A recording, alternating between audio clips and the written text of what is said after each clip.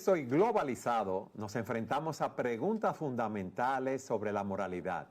¿Qué es correcto? ¿Qué es incorrecto? ¿Qué es justo o injusto en nuestros tratos con los demás? Y dentro de esa búsqueda surgen distintas corrientes que reflejan la pluralidad de visiones acerca de la moralidad humana. Con tantas voces tratando de orientarnos, nos preguntamos, ¿qué es la ética y cuál es el modelo ético que debemos seguir? Y para tratar este tema tenemos con nosotros a Sugel Michelén. Sugel, un programa más en esta nueva serie, el segundo. El segundo programa y en este nuevo escenario. ¿Cuántos conflictos tenemos con tantas voces que nos dicen lo que es correcto, lo que es incorrecto, qué debemos hacer, qué no debemos y con hacer? todas las decisiones que un ser humano toma en un día. Constantemente te estás enfrentando con la pregunta, ¿es esto correcto? ¿Es esto incorrecto? Y eso es precisamente de lo que trata la ética. De hecho, alguien ha definido la ética de una manera súper simple como lo que estudia lo correcto y lo incorrecto. La diferencia entre lo correcto y lo incorrecto. Si tú le metes a esa definición el término cristiana, o sea, ¿qué es la ética cristiana? Entonces es qué dice la Biblia, toda la Biblia, acerca de los actos, las actitudes, los rasgos de carácter que agradan a Dios y cuáles no. Eso es básicamente lo que estudia la ética cristiana. Pero sabemos, Eduardo, que la ética no solamente, la única ética que existe no es únicamente la cristiana. No, hay una ética relativista bastante amplia, Sugel, y a mí me gustaría que empezáramos hablando de esa ética relativista, de todas esas corrientes diferentes que nosotros escuchamos continuamente. Bueno, la semana pasada habíamos hablado del problema que tenemos cuando sacamos a Dios de en medio. El hecho de que no tenemos un horizonte, como hubiera dicho Nietzsche, el filósofo alemán.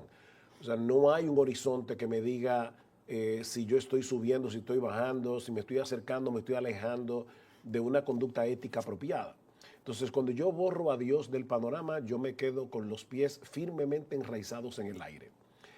Y con los pies firmemente enraizados en el aire, a lo largo de la historia se han propuesto diferentes modelos de ética, la ética kantiana, que es básicamente deontológica, o sea, se basa en el deber, la ética situacional, la ética hedonista, o sea, ¿qué es lo que yo debo hacer? Lo que más placer me cause. Sin embargo, yo creo, Eduardo, que si nosotros vamos a escoger el modelo de ética preponderante en la sociedad occidental, yo creo de verdad que es el relativismo. No es tanto la ética kantiana. Yo me pregunto cuántas personas han leído la crítica de la razón pura o algo así de Kant o su ética. O sea, yo no creo, pero definitivamente de lo que sí podemos estar casi completamente seguros es de que la mayoría de las personas en el mundo occidental siguen el modelo de una ética relativista. De hecho, hay un autor llamado Harold Bloom que en el año 1987 publicó un libro que causó un escándalo en el mundo educativo norteamericano, que se llamó, en inglés sería, bueno, traduciéndolo al español, como la cerrazón de la mente americana, The Closing of the American Mind, donde él decía, nosotros tenemos que partir de la premisa de que en la universidad 2 de cada 3 estudiantes son relativistas y 2 de cada 3 profesores también lo son. Entonces, ese es el panorama que nosotros teníamos en el año 1987. Luego llega la posmodernidad y ya te puedes imaginar. Pero están asumiendo que si son 2 de 3 es porque hay uno que sigue la ética bíblica. O sea que el 33% de los estudiantes entonces sería cristiano. Esa es la idea. Bueno, vamos a decirlo de esta manera. No, yo creo que probablemente el otro 33% sigue otro tipo de ética que no necesariamente es relativista, porque Harold Bloom es judío y me imagino que él puede estar pensando en la ética desde el punto de vista del judaísmo o la ética desde el punto de vista del hinduismo o de cualquier otro tipo de filosofía. O sea que el cristianismo no es la única otra opción, hay otras opciones. O sea que en ese 33% Está Yo el creo que hay cristianismo muchas también. cosas, pero también está el cristianismo. ¿Cómo se manifiesta hoy en día? Y a mí me gustaría que tú me dieras más detalles, esa ética relativista. ¿Y cuáles Bueno, han sido las consecuencias en el medio en el cual estamos viviendo? ok, el relativismo ético asume que dos conductas que son completamente contrarias entre sí pueden ser verdaderas al mismo tiempo y en el mismo sentido, porque pueden subsistir en diferentes individuos que tienen diferentes puntos de vista. Por ejemplo, tú puedes pensar que es éticamente incorrecto adulterar. Y otra persona piensa, no, yo creo que si una persona tiene un matrimonio desgraciado y encuentra una mujer que ya está casada, pero la hace más feliz que su mujer, no hay ningún problema que la persona adultere. Entonces, aquí está el relativista que escucha al que tiene valores morales absolutos diciendo que el adulterio está mal y oyendo al que dice, no, el adulterio no está mal, y tú le preguntas al relativista, ¿cuál de los dos tienen razón? Y él te va a responder sí. Ambos. Los dos tienen razón, no hay problema, porque Porque ese es su punto de vista. exactamente, para este está mal el adulterio, para este no está mal el adulterio. Entonces, ¿cuál de los dos tiene razón? No, ninguno de los dos tiene razón, porque los dos tienen razón en su propio contexto e individualidad. Eso es básicamente el relativismo. Dos cosas contrarias son igualmente correctas en el mismo sentido y bajo la misma circunstancia, lo cual de hecho, perdón Eduardo, viola el principio fundamental de la lógica. La lógica te dice A y no A no pueden ser iguales No pueden ser en iguales. el mismo sentido y bajo las mismas circunstancias. Y si se presenta el problema del que dice que el adulterio es incorrecto y el que dice que no hay ningún problema, que está bien, y resulta que el que dice que no importa está adulterando con la esposa del que dice que está mal, ¿qué pasa? ¿Cómo ellos resuelven esa problemática? Ok, tú tienes que ser una persona demasiado consistente para seguir manteniendo tu relativismo filosófico cuando eres tú el afectado. Hay personas que han logrado hacer eso. Por ejemplo, Sartre y Simone de Beauvoir. Ellos tenían un acuerdo en que cada cual podía convivir con quien le diera la gana. Tener su estilo de y vida que propio. eso no era ningún problema. Y ellos de verdad llevaron eso hasta sus últimas consecuencias. Ahora, tú sabes muy bien, Eduardo, porque eres consejero y tienes que hablar con un montón de personas en situaciones como estas y tratar con matrimonios, que las personas que son coherentemente relativistas son muy pocas. Porque cuando te tocan tus intereses, tú dejas de ser relativista. O sea, cuando el banco te dice que lo que tú creías que era capital, ahora resulta que es parte de tu deuda, ahí tú dejas de ser relativista, porque tú quieres tratar con un banquero, con un gerente de cuenta, que sea absolutista. O sea, que cuando dice deuda es deuda, cuando dice capital es capital, cuando dice interés es interés. Entonces, ¿cómo más se manifiesta ese relativismo, Sujel? Pero yo quiero que tú nos pongas varios ejemplos de manera que podamos captar y hacer un autoexamen si somos relativistas en ese sentido. Ok, mira, muchos de los problemas que tiene la juventud, sobre todo en el día de hoy, y no quiero en serio ser ofensivo con lo que voy a decir ahora, es que claman ser, y ahí tú puedes poner cualquier etiqueta, feminista, relativista, hedonista, nihilista, pero muchos de ellos que se ponen una etiqueta y que defienden ciertas cosas, nunca en su vida han leído ningún libro de ninguna feminista, ni saben de qué se trata, o el relativismo, etcétera, etcétera. Porque el relativismo no es nuevo, Eduardo. Sí. El relativismo comienza con la filosofía griega.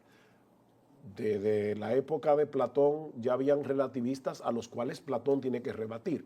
Entonces, en ese sentido, no hay nada nuevo debajo del sol, pero tenemos que entender que mucha gente que defiende el relativismo lo defiende simplemente porque quieren vivir como le da la gana. Y no son coherentes aún en esa misma defensa, como tú dices, cuando afecta a sus intereses, entonces se altera. Mira algo tan sencillo. Excúseme, señor, pero yo estaba en la fila primero que usted y usted se metió aquí. ¿Y quién determina que el que llegó primero es el que debe ser atendido primero? O esa silla me pertenece porque yo estaba sentado ahí primero, me paré un momentico a buscar algo y ahora encuentro la silla ocupada. ¿Y quién te ha dicho a ti que el hecho de que tú hayas estado sentado en esa silla? Te estoy poniendo ejemplos muy tontos. Sí, pero te da derecho sobre eso. Pero fíjate cómo las personas asumen que tienen derecho, no son relativistas. Pero vamos a analizar filosóficamente el problema del relativismo para luego llegar a la solución, porque no podemos quedarnos simplemente criticando lo que está mal. Por ejemplo, en una ética relativista, nosotros tenemos que llegar a la conclusión de que ningún código moral es mejor que el otro. Si estamos analizando, por ejemplo, lo que sucedió en la Alemania nazi durante la Segunda Guerra Mundial, un relativista no tiene derecho a decir que Hitler era peor que los aliados que liberaron al mundo de la amenaza nazi. Para nada. O sea, así como los nazis mataron 6 millones de judíos en los campos de concentración, bueno, los aliados mataron un montón de personas en la guerra.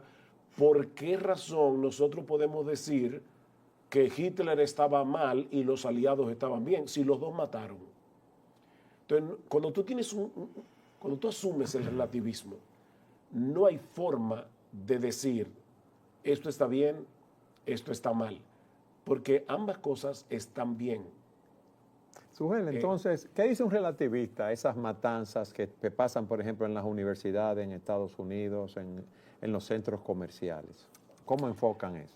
Sería interesante preguntarle a un relativista qué piensa acerca de eso. Tal vez te vas a encontrar con algunos que te dicen, bueno, lo que pasa es que lo que afecta ya a la sociedad y lo que afecta a otros, entonces está mal, porque yo estoy hablando del relativismo personal, individual.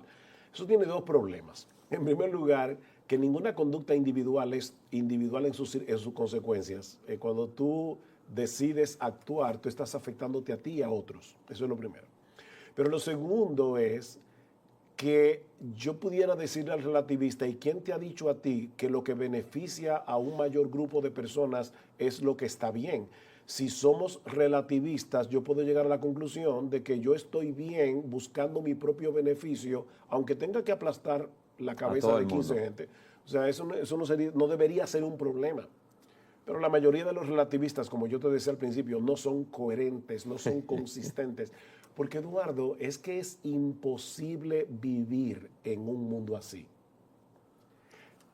Bueno, estamos viendo resultados de eso, Sujel.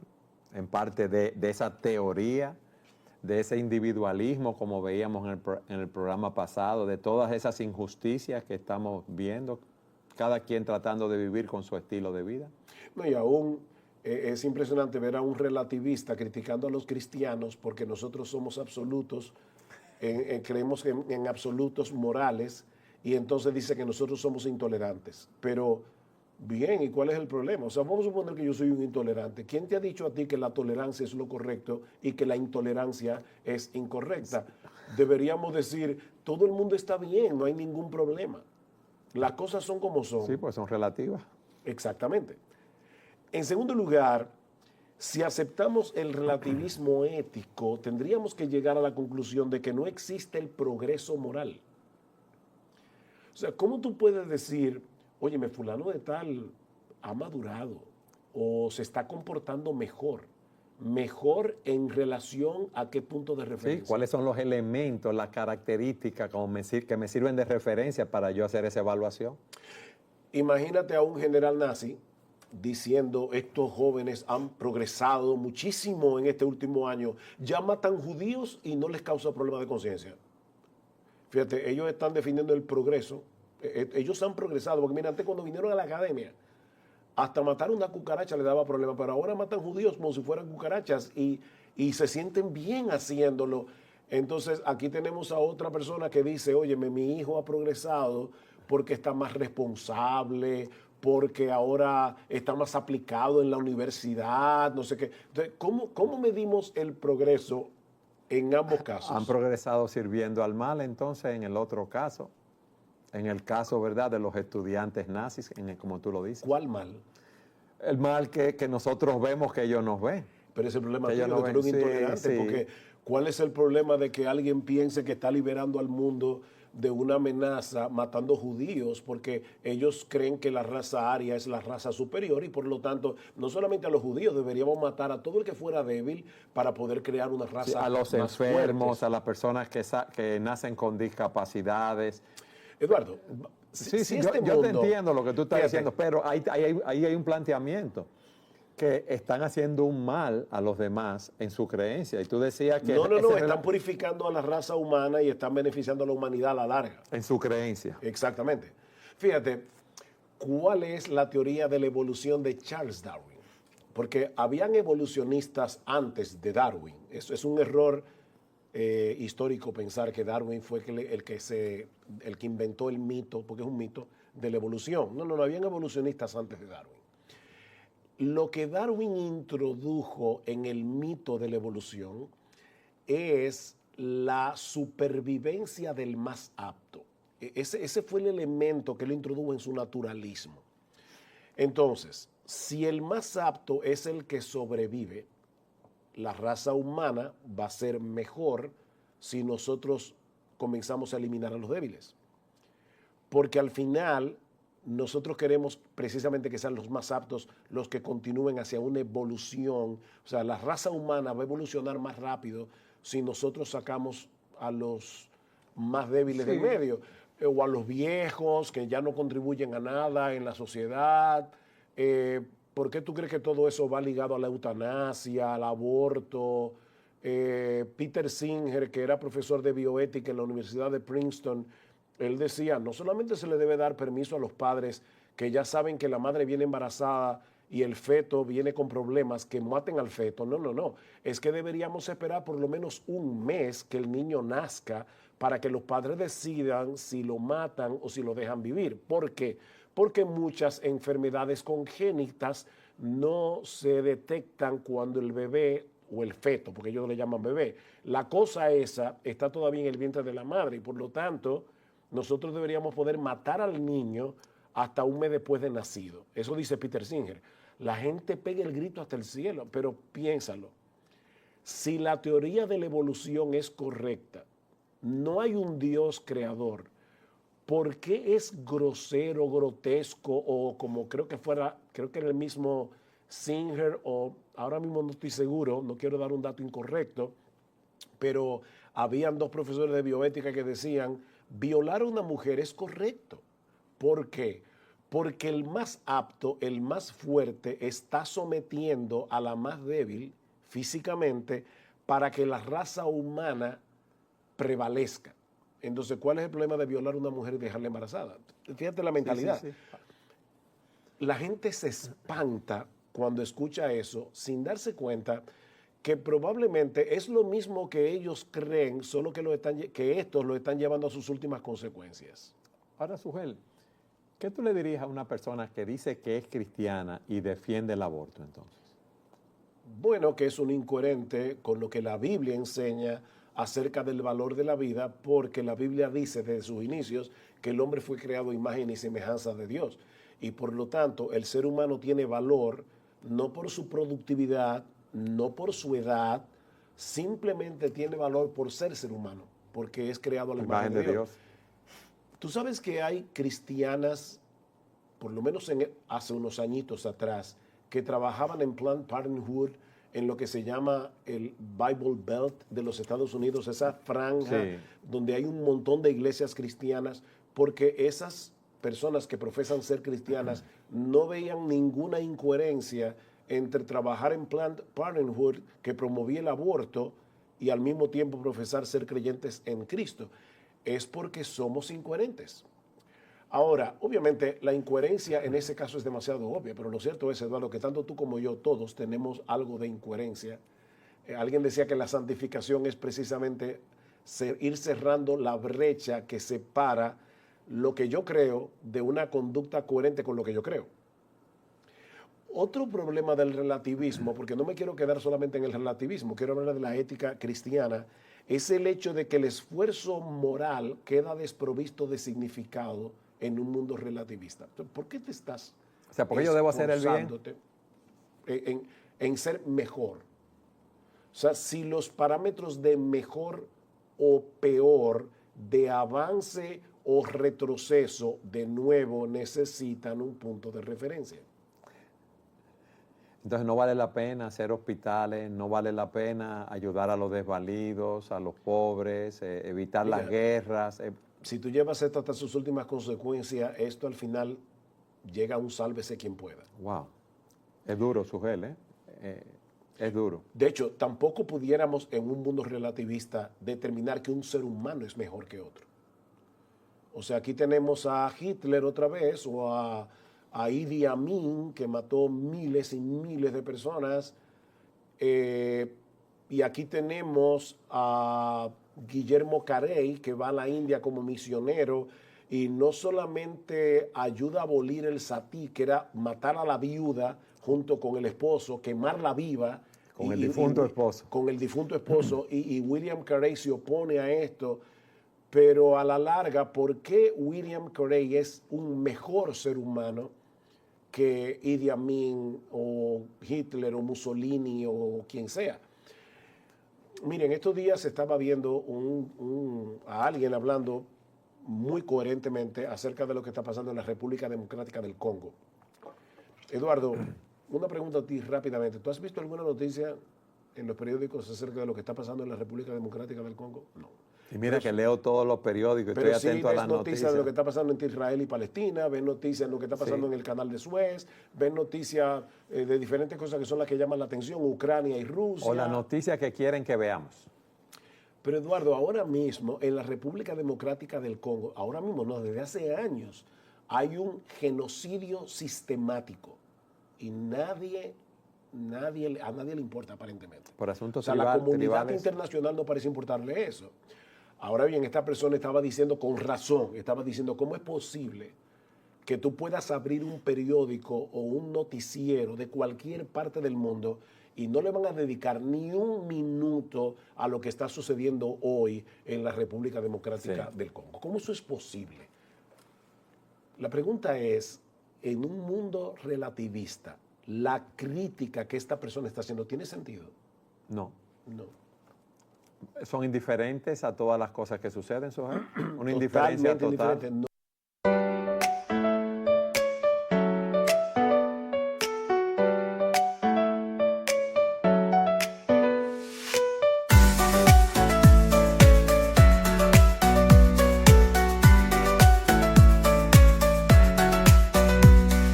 Raindrops falling down my face like tiny tears in a happy chase. Hopping through the puddle sea, colors dancing wild and free. Skies are gray but I don't mind. Cool raindrops on my skin I find. Kicking off my Saturday, watch the clouds just drift away. Rainbow in the rain, what a sight. Colors shining oh so bright. Dancing in the streets, so bright. Everything will be alright.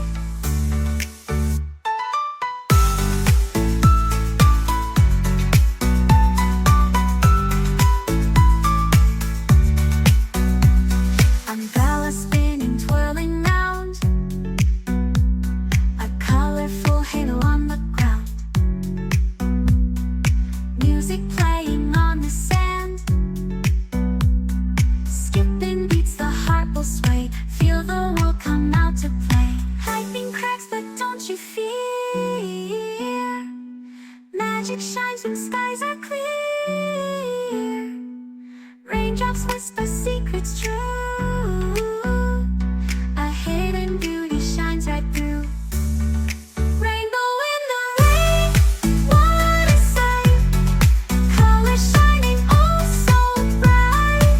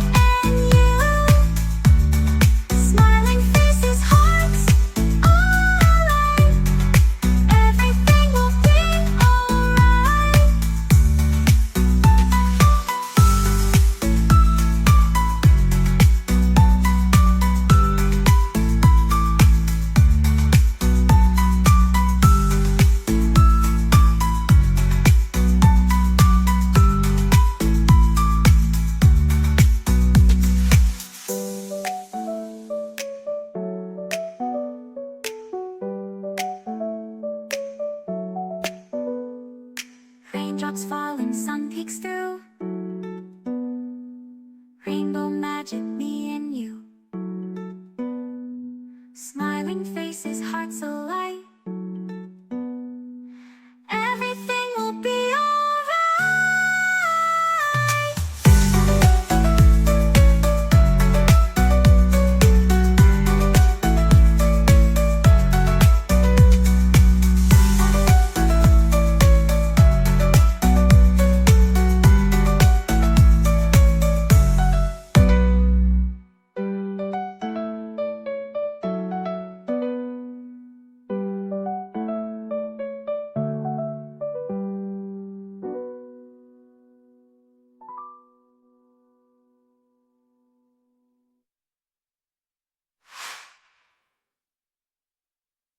No hay problema con eso. O sea, pueden violar a una mujer delante de mí, abusar de un niño y yo no voy a hacer nada porque todo es relativo Es que ninguna acción es éticamente mejor que la otra, simplemente es. y todo depende del criterio de cada quien. Sugel, ¿y cómo la ética bíblica nos ayuda no solamente a enfocar y corregir todas estas distorsiones, vamos a decirlo así, todos estos puntos de vista equivocados, sino a hacer una mejor sociedad? ¿Tú te acuerdas que la semana pasada, cuántos minutos nos quedan? Nos quedan Yo saber qué hacer. 7 minutos. Uf. La semana pasada estuvimos hablando acerca de cosmovisión y al final de cuentas todo depende de los lentes que tú tengas puesto para mirar la realidad alrededor de ti. Si nosotros partimos de la premisa de que no existe Dios, ya todo es permitido. Como decía Dostoyevsky, sin Dios todo es permitido. Yo estaba viendo un video de Isaac Asimov, un hombre sumamente inteligente, humanista, ateo, que él decía, yo no necesito creer que existe un infierno para portarme bien. Y yo viendo a este hombre tan inteligente, decía, ¿cómo puede ser posible que este hombre tan inteligente no se esté dando cuenta que el problema no está simplemente en creer que hay un infierno para que yo me porte bien? Es que yo necesito creer que existe Dios que ha puesto una regla universal de moralidad y de valor para poder determinar lo que está bien. O sea, en otras palabras, Isaac Asimov está diciendo simplemente, se está refiriendo a lo que va a pasar después de este mundo, después de la vida. Pero es que yo tampoco puedo definir el bien. Él está diciendo, yo puedo hacer el bien sin creer en un infierno. Pero Isaac Asimov, ¿qué es el bien? ¿Cómo tú defines el bien en un mundo sin Dios? Ahora, cuando yo parto Tú dices de que la él es premisa- ateo. Sí, él es ateo. De hecho, yo admiro muchísimo a Isaac Asimov, leo sus libros y me beneficio muchísimo de sus libros. ¿Es honesto en su planteamiento? Equivocadamente honesto. No, yo creo que todos los ateos son intelectualmente deshonestos, pero eso sería para otro programa. Sí, pero te voy a decir un punto, Sugel. Es que Fíjate, es una deshonestidad intelectual, comenzando por aquí. El decir, yo puedo hacer el bien sin creer en Dios y sin creer en un infierno. Es que no Ok, tiene vamos a una- olvidarnos del infierno por un momento. Es que si tú no crees que existe Dios, ¿cómo tú defines el bien? Tú le estás tomando prestado un concepto de la ética cristiana, que es el bien, y lo estás aplicando a tu ateísmo. Eso es deshonestidad intelectual. sin saber, no está, quizás no sabe cómo lo está definiendo, que lo tomó del cristianismo para definirlo. O sea, ¿no se ha dado cuenta de eso quizás? No. Mira, Isaac Asimov es un hombre tan brillante que él ha escrito Ok. sobre todo, incluyendo un comentario de la Biblia. Él es brillante el hombre. Sí. O sea, yo he leído libros de Isaac Asimov acerca de ciencia. De hecho, si alguien que es profesor de química me está viendo, yo les recomiendo de corazón que lea el libro Fotosíntesis de Isaac Asimov. Y yo te aseguro, Eduardo, y les recomiendo a cualquiera que lo lea, que en la quinta página ya tú vas a sentirte en necesidad de postrarte y adorar a Dios en un libro escrito por un ateo. O los libros de ficción de Isaac Asimov. Hay varios de sus libros que han sido llevados al cine, como Yo, Robot y otros más. O los libros de historia. Los libros de historia de Isaac Asimov son fascinantes. Pero aquí tú tienes un individuo brillante que aún escribió un comentario de la Biblia. Yo no creo que Isaac Asimov no esté consciente de esto. Ok. Pero Romanos 1 dice que el hombre decidió Dale la espalda. detener con injusticia la verdad. Ok. Ahora, cuando yo parto en mi cosmovisión de la premisa de que existe Dios, en el principio creó Dios los cielos y la tierra, ya yo no tengo problemas Sí. con la moral. ¿Por qué? O con la ética. Por la sencilla razón de que ese Dios en el que yo creo se ha revelado en un libro y la ética cristiana me dice a mí todo lo que la Biblia enseña acerca de los hechos, las actitudes y los caracteres personales que agradan a Dios y cuáles no. Pero no solo eso. La ética cristiana no solamente me dice lo que está bien y lo que está mal en un libro que no depende ya de mi criterio subjetivo, depende de lo que Dios ha revelado, sino que la ética cristiana también me dice por qué. ¿Por qué yo debo hacer lo correcto? Para agradar a Dios. Porque yo vivo para la gloria de Dios. Si pues coméis o bebéis o hacéis cualquier otra cosa, 1 Corintios 10:31, hacedlo todo para la gloria de Dios. Eduardo, hacer lo correcto por una razón incorrecta es incorrecto. Yo debo hacer lo correcto por una razón correcta. Por ejemplo, un hombre puede ser fiel a su esposa durante toda su vida, y eso es relativamente bueno, porque eso es mejor que ser un adúltero. Pero ¿por qué digo que es relativamente bueno? Porque alguien puede ser fiel a su esposa toda su vida para que no lo tilden de adúltero y tenga un problema social, de Cuidar su rechazo de sus reputación, hijos. porque no quiere tener, no quiere que se le pegue una enfermedad. Pero la razón por la que yo debo ser fiel a mi esposa durante toda mi vida es porque yo le pertenezco a Dios y yo quiero glorificar a Dios en todo lo que hago. ¿Qué dice el apóstol Pablo en 1 Corintios 6:20? Dice, porque habéis sido comprados por precio, glorificad pues a Dios en vuestro cuerpo y en vuestro espíritu, los cuales son de Dios. Entonces, yo tengo por un lado no solamente un libro que me dice lo que está bien y lo que está mal, sino también el por qué yo debo hacer lo que está bien. Trata con las motivaciones de mi corazón.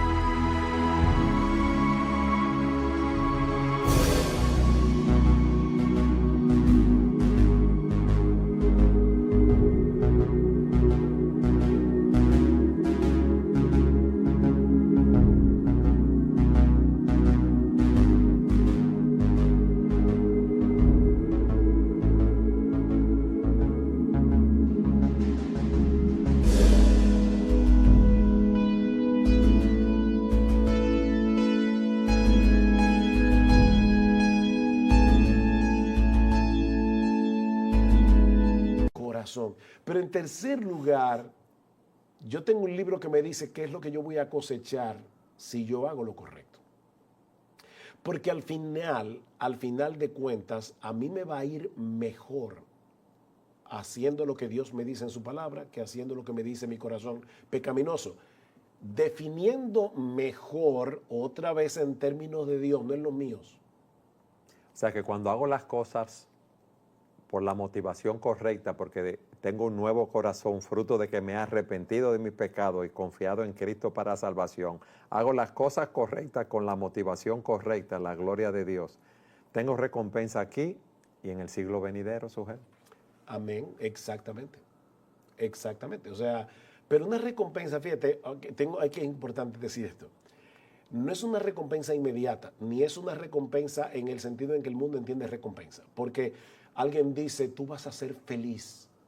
Yo no uso esa expresión, tú vas a ser feliz si haces la voluntad de Dios. Tú vas a ser feliz si haces la voluntad de Dios, vas a ser bienaventurado.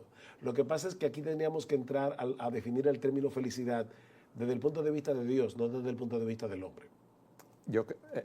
Esto nos daría para un programa, porque yo veo la felicidad como un subproducto de querer glorificar a Dios en nuestras vidas. Ahora, yo sé que el programa se está acabando, Eduardo, Sí. yo no quiero dejar de decir esto.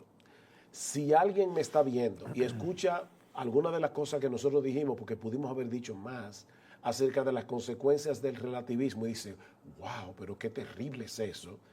Yo quiero que esa persona entienda que si no cree que existe Dios y que ese Dios se ha revelado en su palabra y al mismo tiempo está tratando de vivir para agradar a Dios, tiene exactamente el mismo problema que el relativista, porque está viviendo una vida incorrecta. No es un reloj que no da la hora, porque no está existiendo para lo que fue creado. Para el propósito que Dios lo creó. Ahora, vuelvo y te repito, no quiero que se termine el programa sin decir esto. El problema, Eduardo, es que yo sé lo que la Biblia dice acerca del bien y del mal, por qué debo hacer el bien y no el mal, y el resultado que voy a cosechar haciendo el bien y no el mal, y como quiera, por mí mismo, en mi propia naturaleza, yo no puedo hacerlo porque soy pecador. Y es precisamente por eso que yo necesito la salvación que Cristo ofrece, primero al morir por mí en la cruz del Calvario y pagar mi deuda con la justicia divina, y en segundo lugar poniendo su espíritu en mí, haciendo que su espíritu habite en mí, para darme la fuerza que yo necesito, el combustible que yo necesito, para vivir la vida que debo vivir. No perfectamente, pero sí sinceramente, con la motivación de agradar a Dios y darle gloria. Amén. Gracias, mi hermano. Apreciamos mucho todos esos conceptos. Gracias a ti, Eduardo. Y gracias a todos ustedes por habernos acompañado en su programa Entendiendo los Tiempos.